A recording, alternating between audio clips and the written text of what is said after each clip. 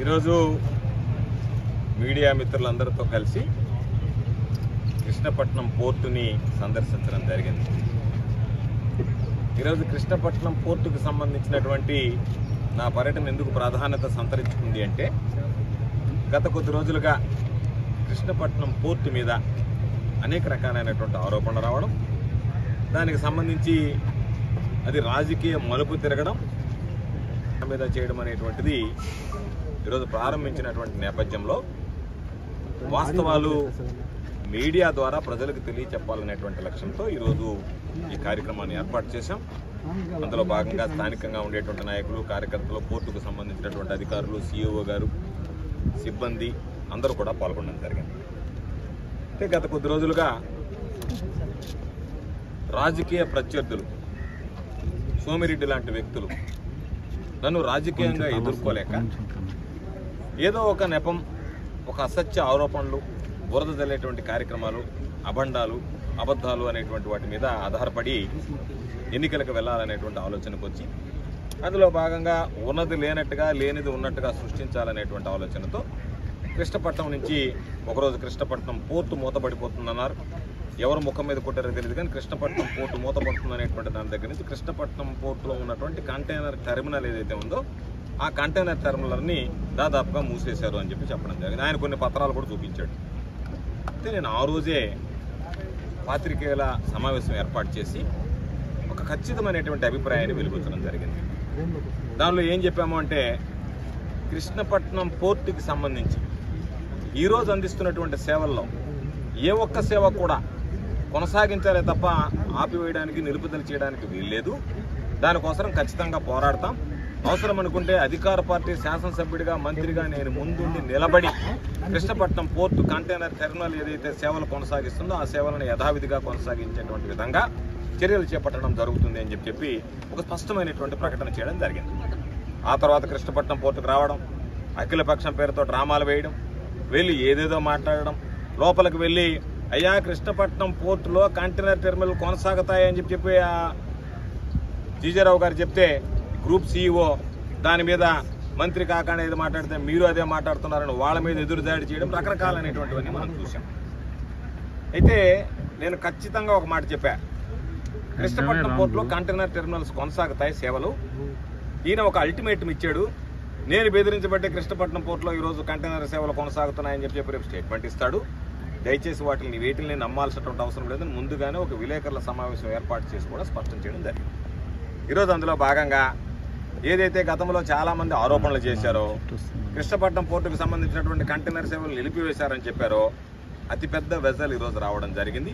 4000 కంటైనర్లతో వచ్చినటువంటి వెజల్లో 2800 కంటైనర్లు ఈరోజు ఇక్కడ డౌన్లోడ్ చేస్తున్నారు. వ్యాపారం తగ్గినా సేవలను కొనసాగిస్తామని చెబుతూ ఈరోజు ఆ వెజల్ని తీసుకొచ్చినటువంటి నేపథ్యంలో నాకు కృష్ణపట్నం పోర్టు యాజమాన్యం ఈరోజు ముందుగా సమాచారం అందించి, ఈ విధంగా వెజల్ వచ్చింది, మీరు గతంలో అడిగారు కాబట్టి ఆ వెజల్ని మీరు కూడా వచ్చి చూడొచ్చు అంటే, నేను ఒక్కడినే కాకుండా మీడియా సాక్షిగా వెళ్ళి చూస్తే బాగుంటుంది అని అందరినీ తీసుకువెళ్ళి ఈరోజు కంటైనర్ ఆపరేషన్స్ జరిగేటువంటి విధానాన్ని మీకు చూపించాలనేటువంటి ఆలోచనతో మనం ఈరోజు కృష్ణపట్నం పర్యటనకు సంబంధించి, పోర్టుకు సంబంధించి సందర్శించడానికి వెళ్ళడం జరిగింది. ఏ రోజైనా ఒక ప్రజాప్రతినిధిగా ఆలోచన చేయాల్సినటువంటి వ్యక్తి ఏదైనా ఒక కష్ట సమయం, ఒక విపత్కరమైనటువంటి పరిస్థితులు వస్తే అక్కడ ఉన్నటువంటి కార్మికులకు కానీ అండగా నిలవాలనేటువంటి ఆలోచనతో మనం ఏ విధంగా దాన్ని కొనసాగించడానికి ప్రయత్నం చేయాలనేటువంటి ఆలోచన చేయాలా, ఏదైనా కారణాల వల్ల నిలుపుదల అవుతుంటే దాన్ని ఏ విధంగా మనం నిలుపుదల కాకుండా మన వంతు పాత్ర ఏమిటి అనేటువంటి దాని మీద మనం పోషించాలనేటువంటి దాని మీద మనకు స్పష్టత ఉండాలి. కానీ వాటన్నిటినీ పక్కన పెట్టి ఈరోజు కృష్ణపట్నం పోర్టు మూసేశారు, కృష్ణపట్నం పోర్టు టెర్మినల్ మూసేశాడు, దానికి ప్రభుత్వం కారణం, జగన్మోహన్ రెడ్డి గారి కారణం, గోవర్ధన్ రెడ్డి గారి కారణం అని చెప్పి మాట్లాడి బురద తల్లి ఎవరి కడుపు కొట్టాలనేటువంటి ఆలోచన చేశారు. అందుకే ఆ రోజు జీజేరావు గారు ఒక మాట చెప్పాడు, తల్లి లాంటి పోర్టు మీద మీరు అభండాలు వేస్తున్నారు, ఇది మీకు మంచిది కాదు అని చెప్పాడు. ఈరోజు అవన్నీ అభండాలే. ఒక అభివృద్ధి జరిగేటువంటి సంస్థ మీద, అభివృద్ధి చెందేటువంటి సంస్థ మీద మీరు నానా రకాలుగా దానికి సంబంధించి దాని మీద నీళ్ళు నీడలు కమ్ముకునేటువంటి విధంగా, దాన్ని అప్రతిష్ఠపాలు చేసేటువంటి విధంగా మీరు మాట్లాడేటువంటి మాటలు ఉంటే దానివల్ల ఎంత ఇబ్బందులు కలుగుతాయనేటువంటిది ప్రత్యేకంగా చెప్పాల్సినటువంటి అవసరం లేదు. అందుకని నేను బాధ్యతగా భావించాను. వెంటనే దానికి సంబంధించినటువంటి దాంట్లో కేంద్ర మంత్రికి లెటర్ రాశాం, మంత్రుల దృష్టికి తీసుకెళ్ళాం, అదేవిధంగా ఉన్నటువంటి పార్లమెంట్ సభ్యులు అందరి దృష్టికి తీసుకెళ్ళాం. ఈరోజు ఉన్నటువంటి మన పార్లమెంట్ సభ్యులుగా ఉన్నటువంటి గురుమూర్తి గారి దృష్టికి తీసుకెళ్ళాం, మిథున్ రెడ్డి గారి దృష్టికి తీసుకెళ్ళాం, విజయసాయి రెడ్డి గారి దృష్టికి తీసుకెళ్ళాం, చీఫ్ సెక్రటరీ గారి దృష్టికి తీసుకెళ్ళాం, ముఖ్యమంత్రి జగన్మోహన్ రెడ్డి గారి కార్యాలయం దృష్టికి తీసుకెళ్ళాం, సీఎం ఆఫీస్ జోక్యం చేసుకునింది, ఈ పోర్ట్స్కి సంబంధించినటువంటి ప్రిన్సిపల్ సెక్రటరీగా ఉన్నటువంటి యువరాజు గారి దృష్టికి తీసుకెళ్ళాం. అందరూ కలిసి ఖచ్చితంగా కృష్ణపట్నం పోర్టు టెర్మినల్ కొనసాగుతుందనేటువంటి భరోసా ఇస్తున్నా, మరొక పక్క లేదు ఆగిపోయాయి అనేటువంటి వాటికి ఈరోజు ప్రజల్ని, ఇక్కడ ఉన్నటువంటి స్థానికులని, చేసేటువంటి ఉద్యోగస్తుల్ని ఆందోళనకి అయామయానికి గురి చేసినటువంటి నేపథ్యంలో ఈరోజు వాటి అన్నింటినీ పటాపంచలు చేస్తూ కృష్ణపట్నం పోర్టుకి ఈరోజు అది రావడం, వచ్చిన సందర్భంగా కృష్ణపట్నం పోర్టు యాజమాన్యాన్ని ఈరోజు కలిసి ధన్యవాదాలు తెలియజేసి వాళ్ళందరూ కూడా అభినందనలు చెప్పడం జరిగింది. నేను ఏదైతే గతంలో చెప్పానో కంటైనర్ టెర్మినల్ కొనసాగించడం, వెజలు తీసుకురావడం నా బాధ్యత అన్నాను. ఆ బాధ్యతగా ఈరోజు వ్యవహరించి దానికి సంబంధించి వీళ్ళు చెప్పేటువంటివన్నీ అసత్యాలు, గోబెల్స్ ప్రచారాలు, అబద్ధాలు, అవాస్తవాలు అనేటువంటిది ఈరోజు రుజువయ్యాయి. ఎందుకు ఈ మాట చెప్పానంటే, సోమిరెడ్డి ఒక నీతి మాలినటువంటి వ్యక్తి, నిబద్ధత లేనటువంటి వ్యక్తి, నిజాయితీ కొరవడినటువంటి వ్యక్తి. అటువంటి వ్యక్తి మాట్లాడేటువంటి మాటలను ఎవరు పట్టించుకోరు.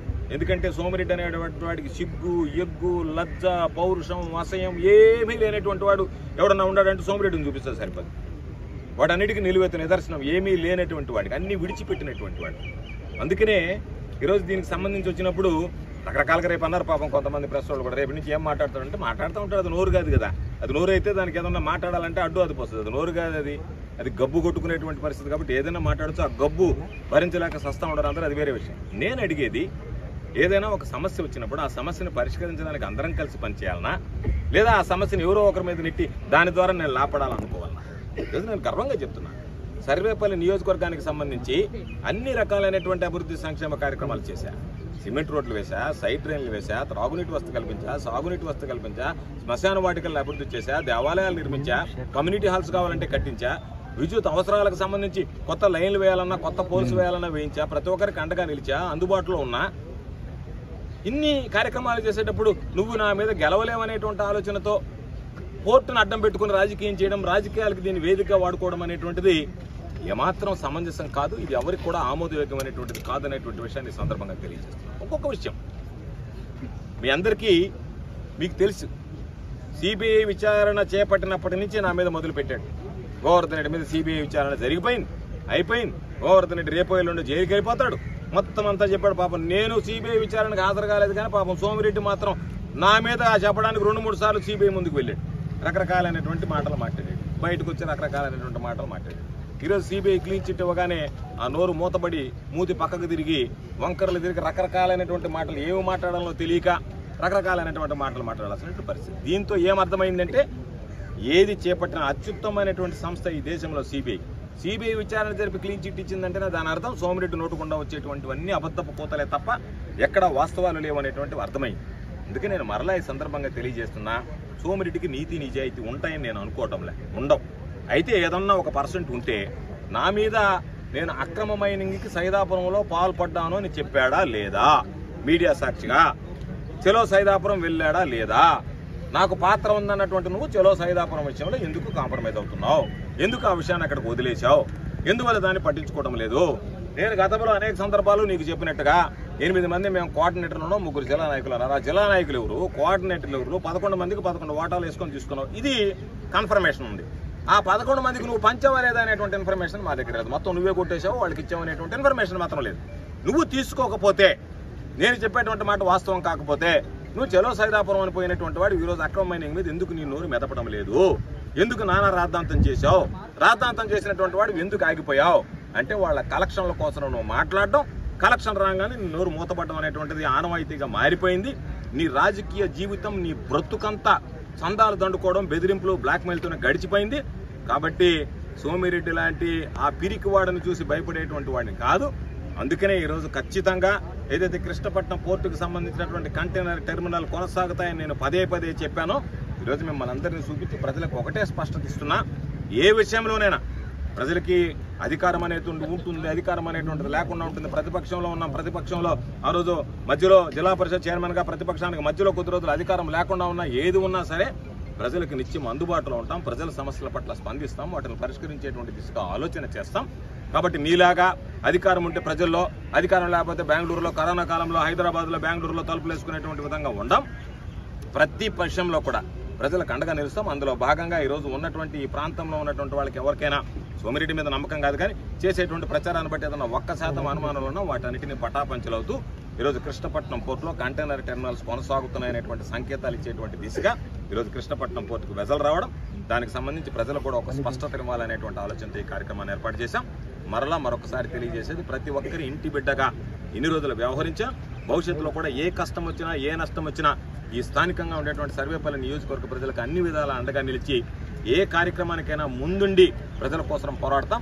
ఇది అఖిల పక్షంగా ఇంకొక పక్షంగా ఇది ప్రజాపక్షాన పోరాడాల్సినటువంటిది. కాబట్టి నలుగురిని తీసుకొచ్చి అఖిల పక్షాన్ని గతంలో శంకార్పులు అమ్ముకున్నట్టుగా అమ్ముకోవాలనేటువంటి ప్రయత్నం చేస్తే అవేమి సాగవు. కాబట్టి ప్రజల పక్షాన నిలబడి ప్రజలకు అవసరమైనటువంటి అభివృద్ధి సంక్షేమ కార్యక్రమాలతో పాటు అవసరమైనటువంటి ప్రతి కార్యక్రమంలో అండగా నిలవడం జరుగుతుంది. కాబట్టి ఇటువంటి సోమిరెడ్డి లాంటి అబద్ధాల కోరమాటలు నోరు తెరిస్తే అబద్ధాలు కంపు కొట్టేటువంటి విషయాల పట్ల ప్రజలు అప్రమత్తంగా ఉండాలనేటువంటిది ఈ సందర్భంగా నేను స్పష్టంగా మనవిస్తున్నాను. మరిన్ని వీడియోస్ కోసం ఛానల్ ని సబ్స్క్రైబ్ చేయండి. లేటెస్ట్ అప్డేట్స్ కోసం వాట్సాప్ ఛానల్ ని ఫాలో చేయండి. అండ్ లింక్ డిస్క్రిప్షన్ లో ఉంది.